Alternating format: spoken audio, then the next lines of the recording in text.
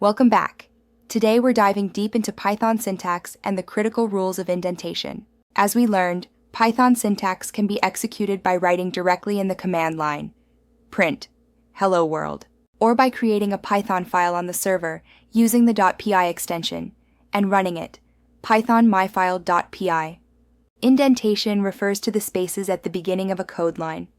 Unlike other languages where it's just for readability, in Python it's very important. Python uses indentation to indicate a block of code. For example, if 5 is greater than 2, print it.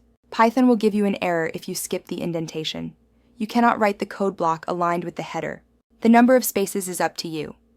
The most common use is 4, but it has to be at least 1. However, you have to use the same number of spaces in the same block of code, otherwise Python will give you an error.